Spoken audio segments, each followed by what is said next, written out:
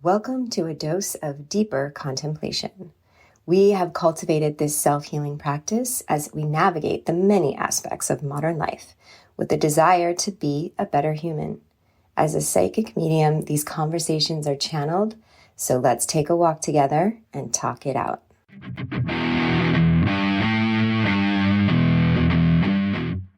We're realizing on this walk that we need to stop calling ourselves single mom because there's so much power in words and what they mean and how they make us feel. And historically, whenever I've shared how I'm a single mom, I instantly have a moment where it's judged, like I self-judge in some way. I self-judge. Like, in general, we'll say that it's felt like, oh, that's kind of a negative thing, or that's something that, should be pitied or something.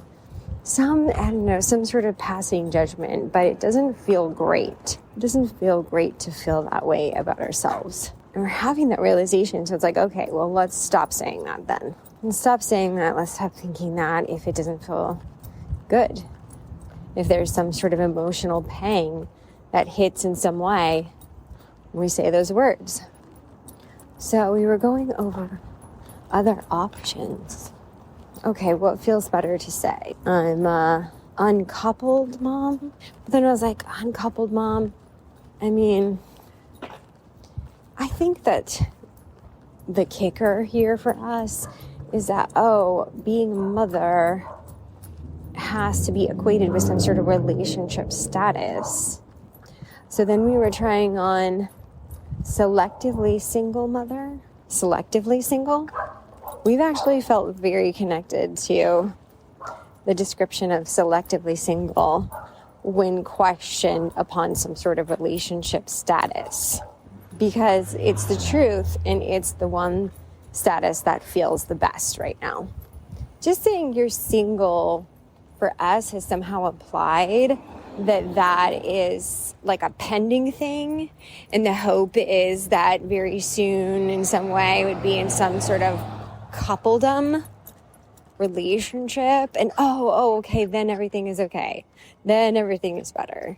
Now, of course, there's lots of folks who understand and carry the belief like, no, being single, no. And you're like, oh, I'm single. That's awesome. And that's an amazing demographic of folks.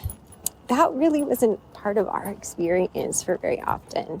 And perhaps there's others that felt that way too, like for a long time, that there was something wrong if they were not in a relationship, in a romantic relationship. And it's actually a very, very, very different experience to take a step back and be like, okay, whoa, relationships, there's been wisdom around relationships that the reason why we experience them in humanity is because they help teach us something.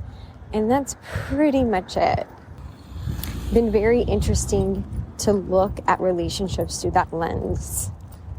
What comes forward then is if that's the case, then we are really just left with ourselves.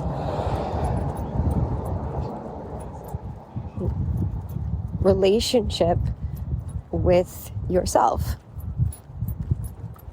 Relationship with ourself. Relationship with myself.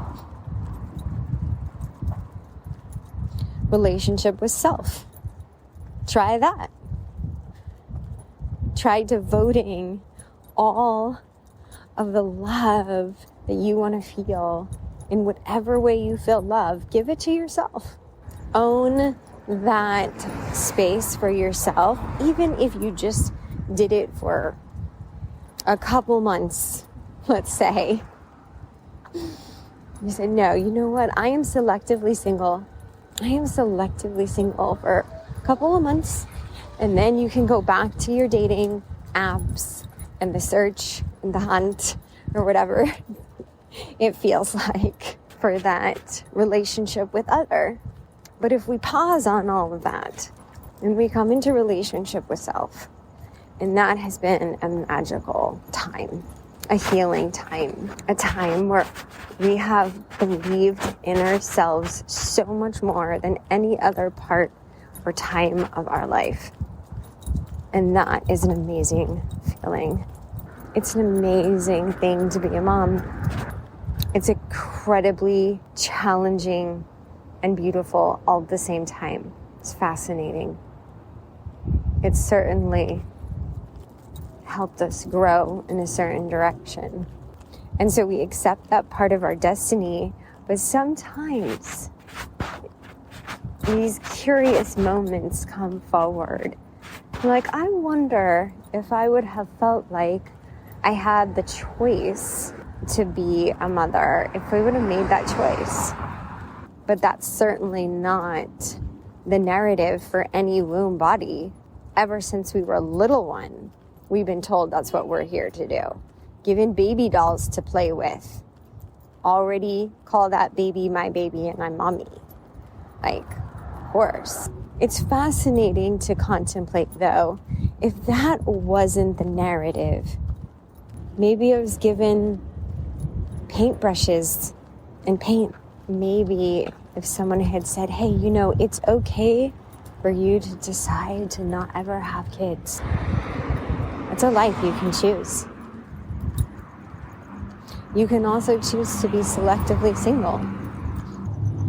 It's amazing to see the generations and the conversations that is sharing that narrative more and more.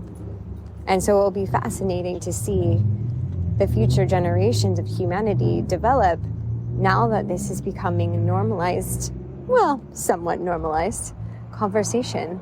They're like conversations where more acceptance is being felt. Hey, I'm queer. Oh, cool. That's awesome. Happy for you. You happy? Great. We love you. I'm going to make a choice to not ever get married again. Oh, cool. Yeah. Not everyone needs to get married. Cool. I'm going to be childless by choice. Oh, wow. Good for you. Wow. Savior of humanity. These narratives have been in place for a long time. The growth of acceptance is really then a perpetuator of the energy of evolution. And evolution comes with a practice of mindfulness. So there must be something here in this mindful contemplation around no longer saying single mom. Where are labels being applied and how can we remove them? And it starts with seeing where we label ourselves. We put ourselves in a construct, in a container, in a box with a label on it.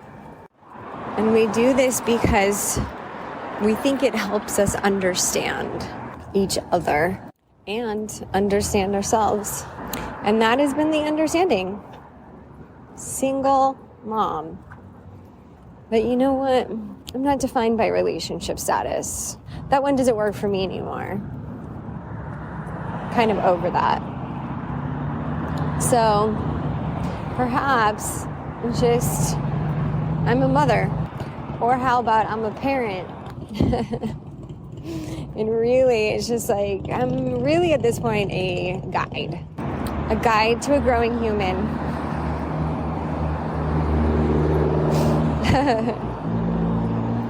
I'm a GGH, guide to a growing human.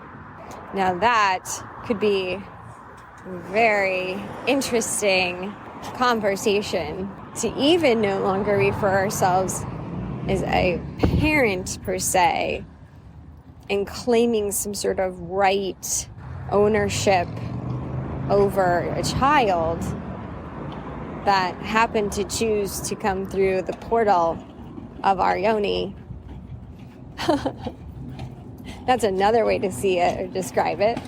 But that's kind of a long introduction. You know, when someone's like trying to do a quick introduction about who you are, and how single mom has usually been a part of that. It's like, okay, that's 2 words. You can drop it pretty quickly, but it's different to say, well, I'm really, one of the other things that we are is a guide to a growing human that was a soul that needed to come through the portal of our body. It would actually be very interesting to see how many people would actually get that. Some people may dig it. And then you're speaking the same language.